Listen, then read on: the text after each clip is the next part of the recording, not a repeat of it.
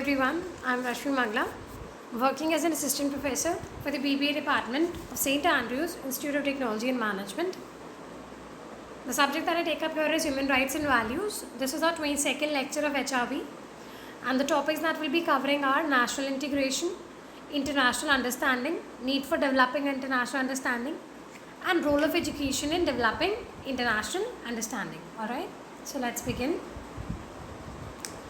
Now, integration. The word integration, it has been derived from a French word which means to integrate or which means integral. Integral means important part of something. So, national integration, it is the awareness of a common identity amongst the citizens of a country. We should aware a common identity. For example, all the people who are living in India, apart from the fact that they are Hindu, they are Muslim, they are Christians, they are Sikh, what is their common identity?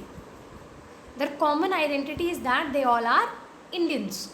So national integration is what? It is the awareness of a common identity. जब हम एक common identity को सारे citizens में aware कराते हैं, we make them aware that yes, before being an individual, before being a human, before being yourself, before being a Hindu, before being a Muslim, what are you? You are an Indian. So we are just inculcating a sense of patriotism in them. We are inculcating a sense of unity, a sense of brotherhood in them via the sense of national integration. That is, we are providing them a common identity on the basis of, on the whole country level. Alright. It means that though we belong to different castes, see, it's written along, the same thing is written, what I was telling. It means that though we belong to different castes, religions and regions and speak different languages, we recognize the fact that we are all one. See, no matter the fact कि हम लोग अलग caste से belong करते हैं, we are of different religion, we come from different regions and we speak different languages, all those things doesn't matter. What we try to recognize via national integration is that we all are one. We all are from one country. We all are Indians. So that is what we try to recognize via national integration. And this kind of integration, it is very important in the building up of a strong and prosperous nation. In order to build a strong nation, national integration is very, very important. Like, in India is a country, where people are from various regions. They are of different religion, different culture, different tradition, different race, caste, color and creed. They all are living together. So for a country like India, this national integration is very important. So people integration, so people need to be integrated. There should be a national integration. It is very must in India to make a national integration. And if people of different religion and culture, when they live together by uniting, when all of them are living together with a sense of brotherhood, with unity, so there will be no social or developmental problems. And this is what we call as unity in diversity in India. Now, there are many features of that. Various features of national integration are democratic government. First feature is we have a democratic government, then social harmony, social justice, cultural enrichment, economic prosperity and overall national progress. So these are a few features of national integration, that these things are promoted via national integration. Now along with feature, there are many challenges that we face in national integration. What are those? Cultural differences. As we know that in India there are people of different culture. And this culture is the prime reason that why people become, they are just becoming prisoners of different regional identity. लोग अपने आप को, they just keep themselves bound. कि हम हिंदू हैं, we'll not do this, we are Muslims, we'll not do that. So they keep them bound because of these regional identities. So this cultural difference is a major challenge that is faced in bringing people together. So people from different regions of the country, they at times they begin to fight for their superiority over the other region, and they want to gain autonomy, or they want to even gain independence, that yes, we are superior than the other group. So these kind of quarrels or these kind of fights between different peoples or different religion, that is what it it does not let the development of national integration happen. So this is a major challenge that we face, cultural differences. Then caste system. Now casteism made a very bad impact on people's mind, and making them think that they had, plenty of sins or and deserved torture and humiliation. This caste system, somebody is general caste, then they are underprivileged groups. So this caste system, it has made a bad impact on people, and people don't treat everyone equally. So caste system is again a challenge which we face in, in bringing a sense of national integration amongst people, because people, they do not treat everyone equally. Then language diversity. Now again, India is a multilingual country, and there are so many languages that have been, being practiced in India for such a long time. So, when there are various communities who try to, they establish by force some official language in the country. So, and this kind of establishment, it has led to various strikes and rallies also. So because there are so many people who have different languages, so we cannot force any one language in the whole country. That's just not possible. So language diversity is again another major factor which brings us, which does not let national integration happen. Then region. Now again, just like religion, there are people who are coming from different regions and are of different there are people who are of different religions, and they come from different regions, and this is one of the main obstacle to national unity. People of different religion, they want to come together, they don't want to have a sense, generate a sense of brotherhood. Though India is a very secular country and we treat all the religions equal, still there are very, many communal conflicts that erupt, and that lead to tragic loss of lives and properties in many a times when there are communal rights. So, problem of religion is very much there, and which hinders national integration. And not only that, lack of patriotism, because people lack the sense of patriotism, that is why they cannot be integrated. That is why they cannot generate a sense of brotherhood amongst themselves, because there is no sense of patriotism for the country. Then lack of value education, that's the most important one, because people lack value education. If people will have moral values, if people will learn that living in unity, it is kind of, it is feasible for everyone, and it is helpful for everyone, and it is in public interest. Living in unity, living in inculcating a sense of brotherhood. If people will understand this, agar log ye samajh jayenge, then there will be no problems arising. So there is a lack of such kind of value education.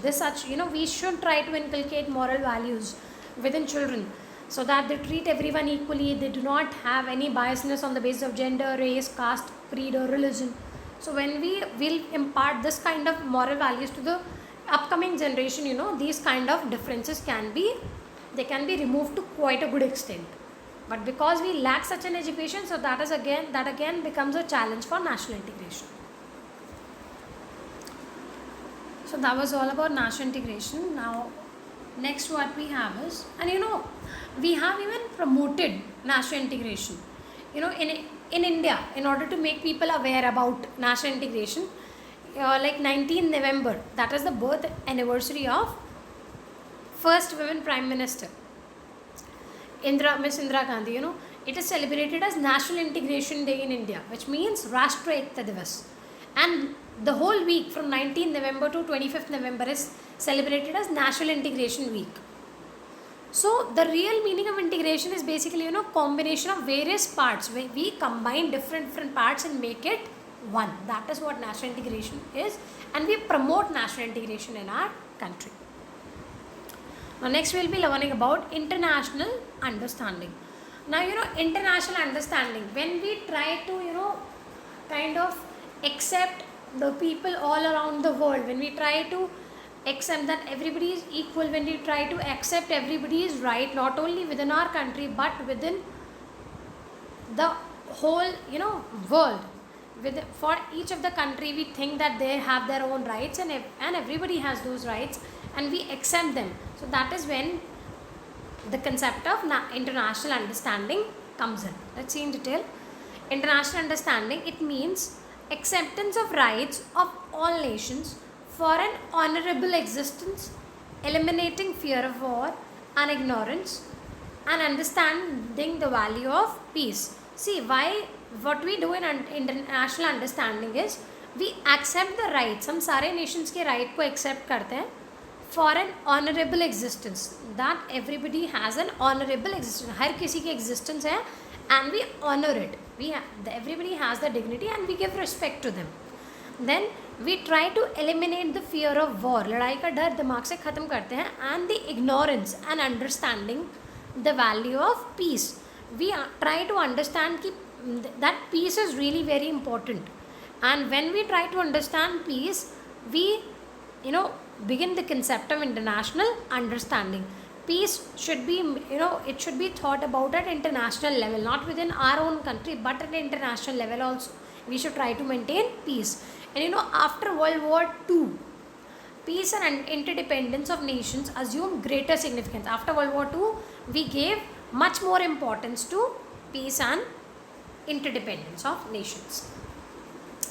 And not only this, the United Nations Education, Scientific and Cultural Organization, that is UNESCO, it in its preamble it enunciated. It said that since war begins in the mind of men, जो war होती है that starts from the mind of men, and it is in the mind of men that defense of peace must be constructed. We need to construct a defense of peace. Peace को हमें बनाए रखना है, अपने brain में बनाए रखना है. And the wide diffusion of culture and education for humanity, for justice and liberty and peace are indispensable to the dignity with all the national must fulfill in a spirit of natural assistance and concern. See, basically, everybody in the world, we should look out for peace. We should look out for a spirit of natural assistance, and a sense of concern shall be there in the minds of everybody, so that we have, we can work for the mankind, we can work for humanity, we can work for getting justice and liberty and peace in throughout the world. Now, why is there a need for developing international understanding? Let's see in detail.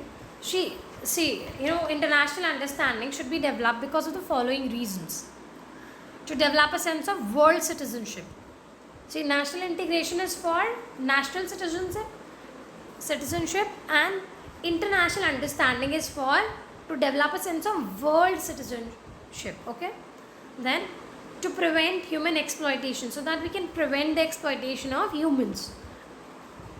Then to prevent unhealthy competition. There should be healthy competition is good, but there should be no unhealthy competition. We should not do any things which can harm other countries, which can harm other people.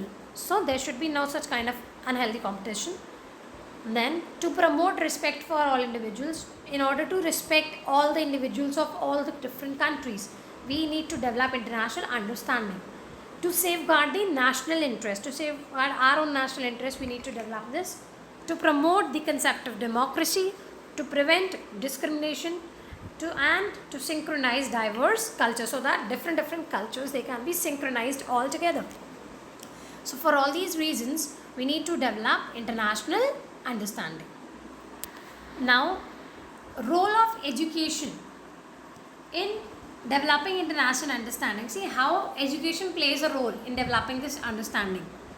Now, education, it is the most potential instrument for molding the mental makeup and its faculties. That is importance of education for maintaining international peace. Keep education क्यों important है? For maintaining peace and understanding cannot be overestimated, and guiding the principles of education, it must influence internationalism. When we use the principles of education, it should have an impact. वो influence करे किसको? Internationalism. That is, on an international level, we should consider ourselves citizens. That is, world citizenship should be promoted. Now, let's see how education works there. Education for international understanding. It was first introduced by UNESCO in 1974. It includes peace education, understanding of all countries, human rights education, and understanding of UN. Alright? So these were the main things which were included when education for international understanding began. And there are certain principles which we should follow while providing value education.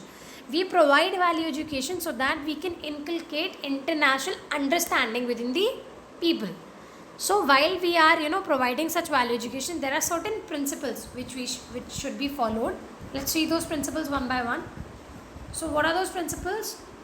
The right education will provide awareness for healthy attitudes, create desirable interest, and promote critical thinking and appreciation among the students.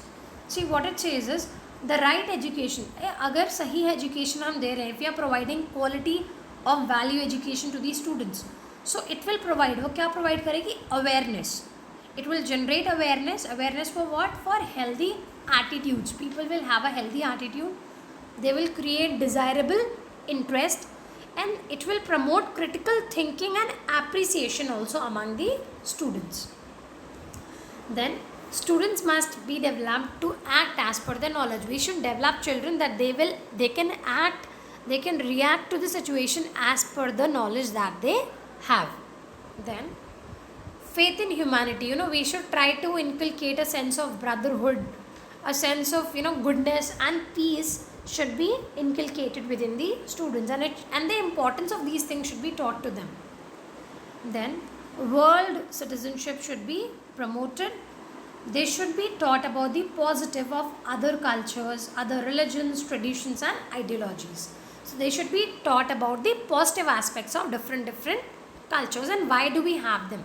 Alright, so this is the role of education in developing international understanding. That's all. Let's see the questions based on today's content. What is international understanding? Why is it necessary to develop international understanding? Write a short note on national integration. Explain the role of education in developing international understanding. Thank you, children.